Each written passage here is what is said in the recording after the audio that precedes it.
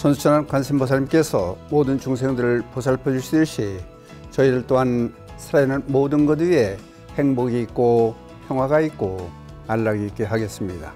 나무라 타나다라야야 나무야 바로 세바라 사바. 불자 여러분 감사합니다. 망을 공덕 회원님들 비롯해서 이 시간 늘 함께하고 계신 모든 분들께 건강하시고 날마다 좋은 날 되시기를 먼저 기원 드리겠습니다. 지금 저희들이 천수경 중에서 지금 준재진원 들어가기 전에 그 밀교에 관한 말씀을 드리고 있습니다. 우리나라 불교는 통불교이기 때문에 선교 또는 종학이라든지 현교, 밀교 모든 것들이 다 함께 포섭되어 있는 그런 불교이다 보니까 특히 천수경도 밀교의 사상을 말씀 안 드릴 수가 없어서 준재경 들어가는 이전에 밀교에 대한 말씀을 또 계속해서 드리고자 합니다. 오늘 이 시간에는 먼저 한번 말씀드렸듯이 그 도선국사 아시죠, 여러분들? 그 산천 비보설로 유명한 도선국사도 산천 비보설을 내세워서 중생들을 교화하는 그 바탕에서 밀교가 밑에 근본으로 깔려 있었다. 네, 그런 말씀을 드린 적이 있었습니다. 그래서 오늘은 도선사상의 밀교성, 도선국사의 밀교성이라는 주제로 주로 서윤길 동국대에 계셨던 서윤길 교수의 논문을 인용해서 말씀을 드리고자 합니다. 그 도선국사의 그 아버님께서는 신라 왕손의 후손이었었어요. 성씨는 김씨고 어머니는 강씨였었는데 그 구례군 저 화엄사로 출가해서 화엄학 공부를 하다가 20살에 그 구산선문의 하나인 그 독리산의 해철국사를 만나서 문화에 들어가서 시민을 이어받은 그런 스님이십니다. 그 해철국사는 그 입당해서 당에 가서 당나서 서당 지장선사의 문화에서 공부해온 선법을 우리나라 이어온 그런 스님이 바로 해철국사십니다. 그래서 이제 해철국사의 영향을 받아가지고 선사신데 도선 선사 스님이신데 그 산천 비보설로 해서 풍수지리에 전념하는 그런 스님으로 잘못 알고 있는 점도 있습니다. 그래서 오늘 시간에는 그 풍수지리설, 물론 풍수지리설이 되죠. 그러니까 산천 비보설이라고 하는 것은 그 여러분들 아시다시피 사람의 몸을 진단을 해보면은 그 이제 약한 부분은 보약을 먹게 한다든지 또는 센 부분을 뜸을 뜬다든지 침을 놓는다든지 해서 건강을 이렇게 이제 보살펴 주시듯이 그렇게 산천 국토를 전부 그 이제 다스리는 건강한 산하 대지가 되게 하게끔 하기 위해서 해놓은 것이 산천 비보설인데 그 우선 역사적으로 이제 쭉 더듬어 보면은 도선선사가 활동했던 8세기 초에서 9세기까지의 신라 그 당시에 불교의 경향은 어땠었나 그것도 알고 넘어가야 되니까 선풍 지금 선불교가 주를 우리나라도 이루고 있는데 그러면은 그때도 선불교가 어떤 영향을 미치고 있었나 그걸 보면은 우선 도선국사의 스승이 해철 스님인데 이 당시에 세 분의 선사님이 유명하신 분이 계십니다. 도의선사 또는 홍척선사, 해철선사의 세 스님들께서 다다 당나라 서당 지장선사의 서당 지장선사의 법을 이어내려오신 분들인데 그 새로운 사상인 새롭게 시작된 불교의 그 선법을 신라에 보급하려고 했으나 선사상이 쉽게 받아들여지지가 않을 반면에 거부하는 그런 현상까지 있었다 그래요. 그러면은 이제 그 당시에는 그 화엄을 경학을 중심으로 해서 이제 불교가 발전돼 갔는데 거기에 곁들여서 산신이다 또는 해신이다 또는 지신이다 이제 신들 여타 신들을 모시는 그런 사상이 유행을 하고 있던 시대에서 정법 신앙으로 가게 하기 위한 하나의 사회 풍토가 요구되고 있던 그런 시기였었다 그래요. 그래서 구산문 중에 아까 말씀드렸던 구산문 중에서 실상사파였던 홍적 선사는 왕족들을 선으로 이렇게 포교해서 교화를 시켰고 또 해철 국사도 마찬가지로 국사의 칭호도 있으니까 왕실과 국가 정치에 직접 참여해서 제신 사상과 선 사상을 융합하는 융섭해서 그 교화 활동을 폈던 그런 시기였었다. 여기에서 영향을 받은 도선 국사도 밀교 사상을 바탕으로 해서 선을 펼치고 정법으로 인도하는 그런 과정에 있었다.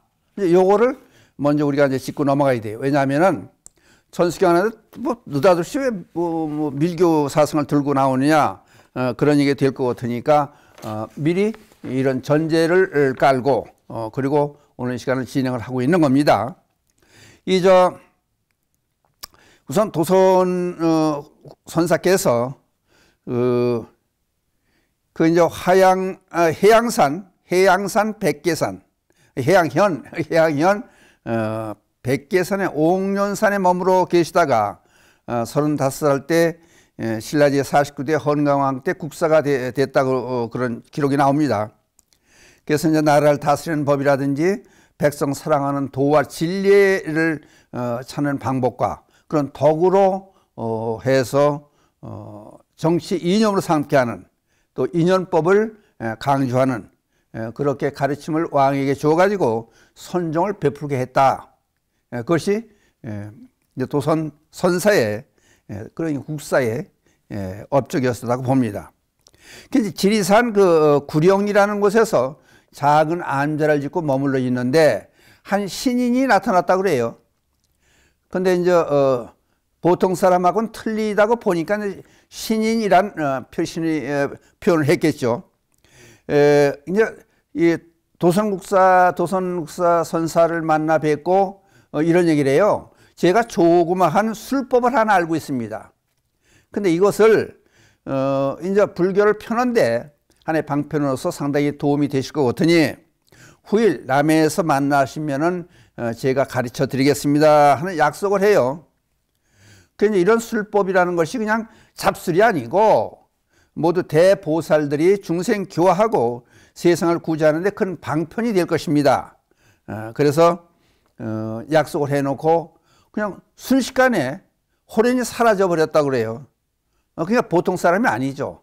또 어떤 사람 뭐 사람이 아니라는 얘기도 있고 그 뒤에 약속한 장소에 만나가지고 이제 바닷가 모래 위에서 산천 그 지리에 형상을 이렇게 만들어 놓고 그리고 모래로 쌓아가면서 산새 그냥 산새들과 또는 산악 지방에서의 산새 순조롭게 제대로 되는 데 있고 역으로 나쁜 장소가 있고 사람을 진단하듯이 그렇게 쭉 이제 그런 방법을 가르침을 줘요.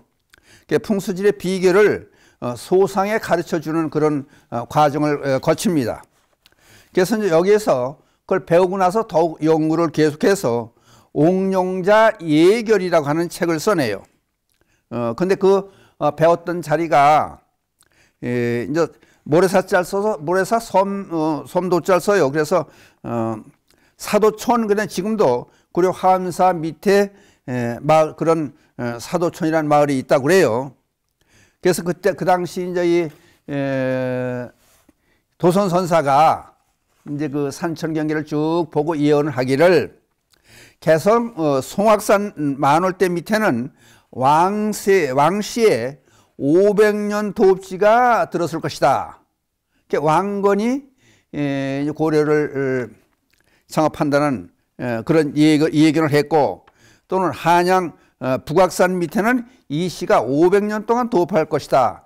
그러니까 이 시조선의 조선주의 탄생을 미리 얘기를 했다는 그런 얘기가 나옵니다.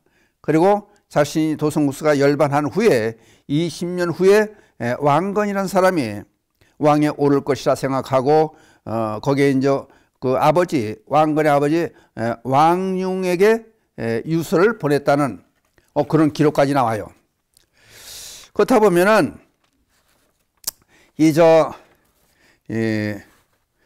조금 아까 말씀드렸듯이 그 산에 이게 상당히 중요한 것이 산에 어떤 산은 이제 험악하니까 절을 지으면 안 되고 어떤 데는 절을 지어야 되고 이런 것들을 쭉 이제 연구를 하고 그 신인한테 배운 것을 이제 더듬어 가면서 자기가 또 연구를 계속해서 심지어 그 왕건으로 하여금 10대 10개 사찰을 이제 왕건 아버지한테 그걸 유서로 남겼다고 그런 말씀을 드렸지 않습니까? 그래서 10대 사찰을 지을 것하고 또 국내 모두 3,800개 비보 사찰만 짓고 그 밖에 함부로 절을 짓지 말아라. 그러니까 이제 국토를 사람 몸이라고 살아있는 생명체라고 보고 이걸 다스리는 거예요, 이제. 그러니까 지기가 높은 곳에는 탑을 짓기도 하고, 그 이제 그 사람 마치 이제 그 한의사들이 이제 치료하듯이 그렇게 전 국토를 치료한 게 산천 비보설이에요. 상당히 중요한 지금까지 그게 이제 전해 내려오지 말하자면은 그냥 그러한 역할을 했던 분이 도선 국사였었다. 그렇다 보면은 그 말씀을 듣고 왕건이 그 한양에다 의총령들의 총령사 그 이제 그 유서로 남긴 그 얘기를 거울 삼아서 의총령이란 곳에 총령사를 짓고 거기다 비구니 스님을 주석을 시켜야 된다 그런 얘기가 나와요. 그래서 왕건은 이대로 실천해서 해원이라고는 비구니 스님을 그 총령사라고 하는 절에 뒀다. 그러고 이게 보면은 각 사찰에 지어진 그 내력이라든지 그걸 보면은 산천 비보설에 대한 그 적용이 많이 되고 있습니다. 그런 내용을 언제 소개할 시간이 있으면은 소개를 한번 해드리고 넘어가는 그런 시간이 글쎄 있을지 모르겠어요. 그래서 광운사 여기도 제가 이제 여기 아무것도 없는 산지에 산속에 들어와서 이제 사찰자를 잡아놓고 여근곡이라고 열애골이라고도 그래요. 어떤 사람은 연꽃의 모양이라도 그러지만은 여근곡은 여인의 이제 모습을 했다 그래서 그러면은 물이 있어야 될 거 아니냐, 아니 물이 흘러 그냥 바로 빠지니까 그 물을 저장하기 위해서 이제 길을 모아두기 위해서 연못도 이제 만들어 놓고 또 여근곡이니까 대치돼서 탑 남성을 그 상징하는 탑도 세우고 그렇게 이걸 보완을 했습니다. 광운사도 사실은. 그게 이제 그렇게 하는 것이 사찰을 발전시키는데 도움이 된다 그래요. 그 이제 가정, 여러분들이 집을 새로 지을 때도 그런 과정들이 상당히 필요해요. 그러니까 이거를, 그러니까 불교에서는요, 그 산도, 나무도 전부 생명이 있는 걸로 보아요.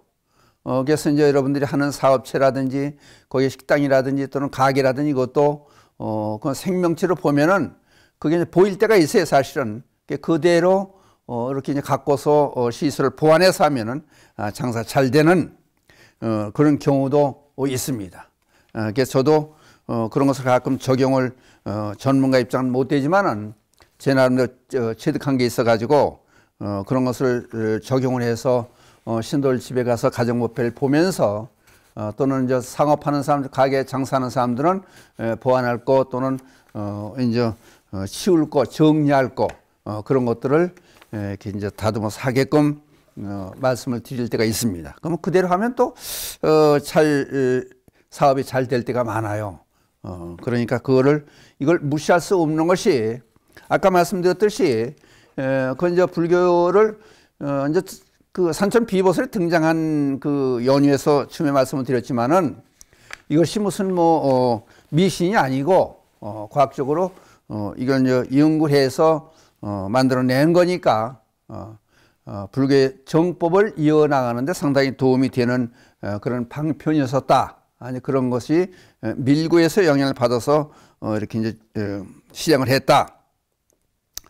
그런 걸 보면은 미리 이제 땅을 보고 도성국사 얘기를 하고 했다는 얘기들이 상당히 오조좀 사이도 상당히 중요할 것 같아서 이런 말씀을 드립니다. 만년에 그 옥룡사로 이제 도선 국사께서 옥룡사로 돌아가서 제자들을 모아놓고 그런 말씀을 해요. 그 열반에 드는 걸 미리 예견하고 말씀을 해요. 제자들을 모아놓고 나는 오늘 가노라. 2년 쫓아서 왔다가 2년 따라 가노라. 그대로 질린 것을 무엇을 슬퍼하랴. 그래서 이런 투사를 계기로 해서 열반에 드셨습니다. 그래서 이제 돌아가신 이후에 열반하신 이후에 신라 효공왕이 국사 열반을 애석하게 여기면서 요공 선사라는 시호를 내렸다 하는 것이 여기에 나옵니다. 그래서 아까 미리 말씀드렸지만은 소영길 교수가 해놓은 논문을 중심으로 해서 도선 사상의 밀교성이라는 나오는 얘기들을 이제 이것저것 제 나름대로 발췌해서 여러분 같이 생각하는 그런 시간을 가졌습니다. 그러니까 각 사찰의 이제 사찰의 그 역사를 보면은 전부 이런 사상들이 전부 거기 숨어 있습니다. 그걸 알면 참 재미있는 일들이 참 많아요. 그러니까 여러분도 한번 이제 관심을 갖고 이게 이제 불교가 발전되려면은 단순히 경학을 중심으로 하는 것도 있겠지만은 우리나라 불교가 이제 밀교도 같이 이제 개입이 돼서 같이 통불교로 쓰고 있고 또 선불교도 같이 하고 있다는 얘기는 종합적으로 우리 삶의 질을 높이는 데는 그 이제 그러니까 자연의 이치, 그것도 진리라고 그러죠. 자연 이치를 잘 아는 것도 우리 삶에 도움이 된다. 그래서 이런 일들을 한번 상기시키기 위해서 오늘 도선사상의 밀교성이라는 주제를 가지고 여러분께 말씀을 드렸습니다. 이걸 얘기하려면 상당히 긴데 그렇다고 너무 간단히 말씀을 드리는 것도 같지만은 지금 시간이 이제 한정돼 있으니까 이 사찰 저 사찰 다니다 보면은 참 그런 게 많이 있습니다. 그러니까 한번 여러분들이 이제 인터넷을 본다든지 각 사찰의 역사를 보면은 이런 거와 관계시켜서 연결시켜서 지을 수 있는 그런 것들이 많습니다. 그러니까 한 번쯤 보시면 좋을 것 같습니다. 그래서 오늘 말씀은 여기서 마치기로 하고 도선 사상의 밀교성에 대한 것을 한번 생각해 봤습니다.